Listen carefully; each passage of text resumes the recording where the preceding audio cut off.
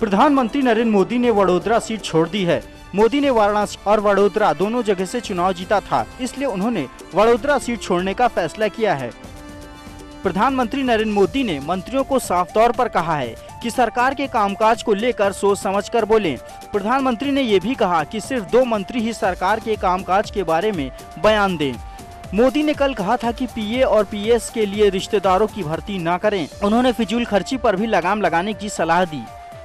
योग्यता विवाद पर मानव संसाधन विकास मंत्री स्मृति ईरानी ने 2 दिन बाद अपनी चुप्पी तोड़ते हुए कहा कि विपक्ष काम से भटकाने के लिए साजिश रच रहा है। स्मृति ने कहा कि वो अपने काम की ही वजह से यहाँ तक पहुँची हैं।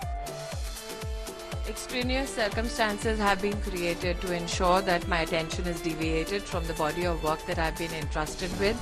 I have been judged by my organization with regards to my capacity to deliver on assignments. I will humbly request all of you that judge me by my work, and I think I would not like to add anything more to the statement that I have made. Nripendra Mishra को PM का principal secretary बनाया गया है। Nripendra UP cadre के 1967 batch के retired IAS अफसर हैं। आम आदमी पार्टी का लोकसभा चुनाव में सफाया हो गया, जिसकी बौखलाहट साफ नजर आ रही है। भोपाल से आप प्रत्याशी और नर्मदा बचाओ आंदोलन की लड़ाई लड़ने वाली मेघा पाटेकर ने मोदी और उमा भारती पर आरोप लगाया है कि गुजरात के कक्ष में नर्मदा नदी का पानी किसानों को नहीं मिल पाता है, बल्कि पानी का इस्तेमाल कंपनियों के लिए हो रहा है। बीजेपी के नए अध्यक्ष को लेकर माथापच्ची जारी है। मोदी के करीबी अमित शाह के साथ साथ जेपी नड्डा और गुजरात प्रभारी ओम माथुर भी रेस में हैं। माना जा रहा है कि ओम माथुर को बीजेपी का नया अध्यक्ष बनाया जा सकता है। देश के नए भूतल परिवहन मंत्री नितिन गडकरी ने आज अपना कार्यभार संभाल लिया है। गडकरी ने आज अपने विभाग के दफ्तर पहुंचकर अपना काम संभाला। के लिए सबसे इम्पोर्टेंट चीज है इंडस्ट्री और एग्रीकल्चर, और इंडस्ट्री में अगर बढ़ाना चाहिए तो water, power, transport and communication, या 4 चीज़ों के सिवा इंडस्ट्री नहीं बढ़ सकती।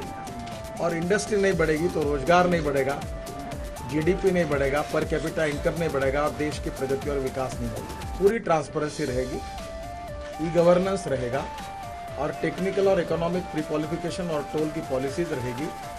कोई हैंगी पैंगी नहीं होगा। लोकसभा चुनाव में करारी हार मिलने के बाद कांग्रेस के अंदर राहुल गांधी के सलाहकारों को निशाना बनाया जा रहा था, लेकिन अब कांग्रेसी खुद ही राहुल गांधी के खिलाफ तीखे तेवर दिखाने लगे हैं। केरल के पूर्व मंत्री और कांग्रेस नेता टीएच मुस्तफा ने तो राहुल को जोकर तक कह डाला। जाहिर है कि कांग्रेस इससे गुस्से में है। कोची में कांग्रेस नेता टीएच मुस्तफा ने कहा कि राहुल की अगंभीरता और जोकर जैसी एक्टिंग ने पार्टी को सबसे बुरी हार का मुंह दिखाया है।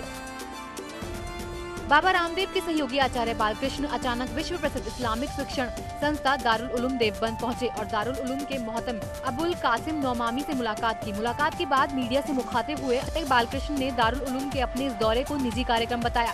साथ ही उन्होंने प्रधानमंत्री बनने के बाद नरेंद्र मोदी की ओर से विदेश में जमा काले धन को भारत लाने की पहल की सराहना करते हुए कहा कि नरेंद्र मोदी का ये कदम देश के विकास के लिए एक अच्छी शुरुआत है। हमें बहुत खुशी है और बड़ी बात यह है कि सरकार की मंशा भी अच्छी है इस विषय में, और सुप्रीम कोर्ट का भी एक तरह से माननीय सुप्रीम कोर्ट का भी उसके लिए एक पीछे से पूरा एक डंडा है। तो निश्चित रूप से करोड़ों देशवासियों की जो भावना है, काला धन भी आएगा, इस देश के विकास के लिए वो धन भी लगेगा। यूपी में भीषण गर्मी का कहर जारी है और ऐसे में बिजली कटौती लोगों के लिए परेशानी का सबब बन गई है।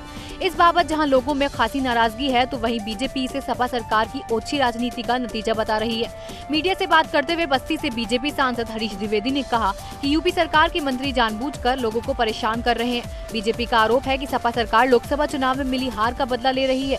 उन्होंने सीएम अखिलेश और बिजली विभाग में पूर्वोत्तर भारत के सीईओ सुशील कुमार सोनी से मिलकर जल्द से जल्द इस समस्या को दूर करने की मांग की है। बिजली की कटौती ज़्यादा हो रही है और मुझे लगता है कि अधिकारी और ऐसे समाजवादी पार्टी के मंत्री भी मिलकर के इस प्रकार का काम कर रहे हैं। हम लोगों ने समाजवादी सरकार से भी ये मांग की कि जनता के हित में आपको भी जनता ने जनादेश दिया था।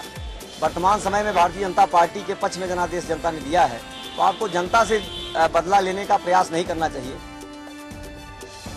कासगंज में एक शर्मसार कर देने वाला वाकया सामने आया है, जहां जिला अस्पताल में बिजली नहीं होने पर मोबाइल की रोशनी में घायलों का इलाज किया जा रहा था।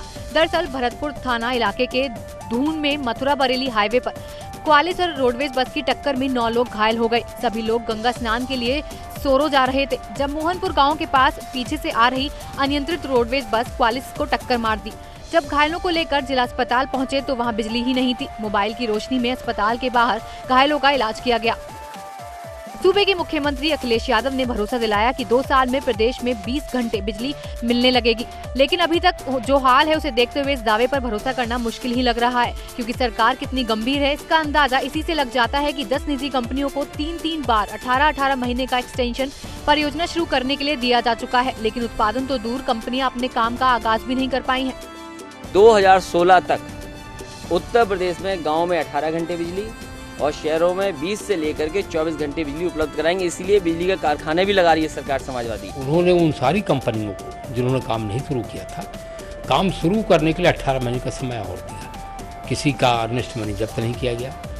अब वह 18 महीने भी पूरा हो गया दिसंबर 2013 में। अब फिर एक बार 18 महीने का एक्सटेंशन दिया गया है काम शुरू करने के लिए।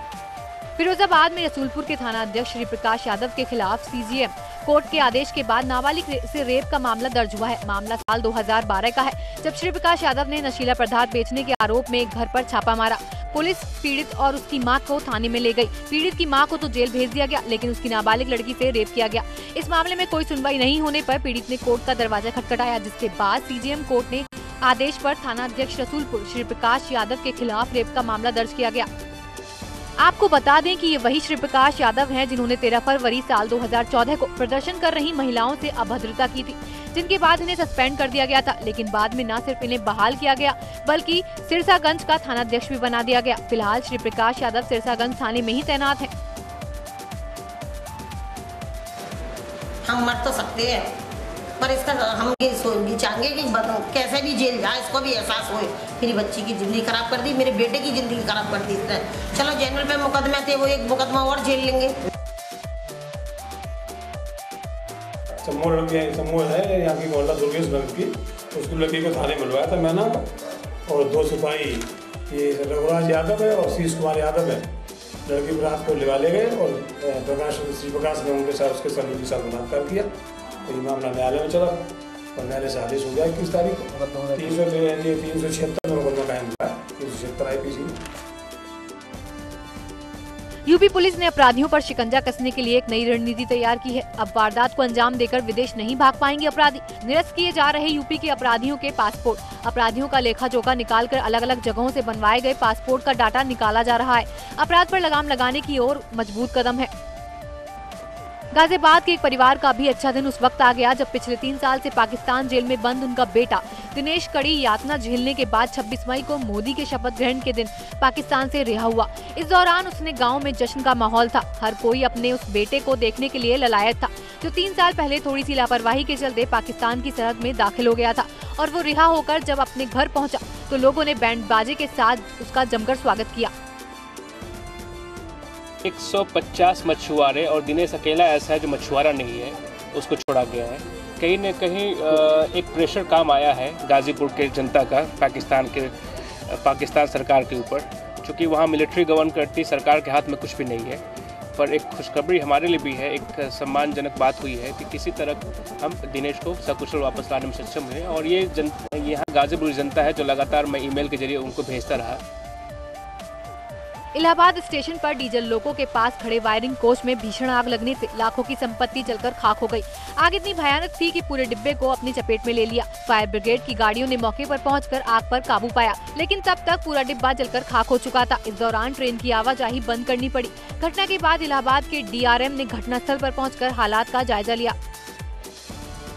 बदायूं के उसहैद थाना इलाके के कटरा गांव में 2 चचेरी बहनों को मौत के घाट उतार देने के मामले में चौकी इंचार्ज हरचरण सहित पूरी चौकी को सस्पेंड कर दिया गया है और 2 सिपाहियों पर नामजद मुकदमा दर्ज किया गया है। कल उस समय गांव में सनसनी फैल गई जब 2 चचेरी बहनों का शव खेत में पेड़ से लटका हुआ मिला था। परिजनों का आरोप है कि रेप के बाद दोनों की हत्या कर दी गई थी। परिजनों के मुताबिक दोनों बहनें घर से बाहर गई थीं, जब गांव के ही दबंग पप्पू अवधेश सहित 3 लोगों ने दोनों से रेप की कोशिश की और विरोध करने पर दोनों की हत्या कर दी गई। घटना के बाद से ही पूरे गाँव में भारी पुलिस बल तैनात है। नेहरू नाम का लड़का है, वो खेत पे आता अपने, वो चिल्लानी तो वो गया, वो 4-5 आदमी थे। 8:30 बजे का टाइम था। यहाँ हमारे एक चचेरा भाई वो मवेशी सुन रही थी, सो लक्काने आया था। ये कटरा सादतगंज थाना उत्सव का मामला है, जिसमें जो बच्चियों के साथ में पेड़ पर उनकी लाश लटकी मिली। परिजन का ये शिकायत है कि पहले उन्होंने चौकी पर शिकायत करी और जो चौकी पर पहुँचे थे और जो चौकी पहुँची उन्होंने ठीक से रिस्पॉन्स नहीं किया। सुबह उनकी डेड बॉडी पेड़ पर लटकी मिली।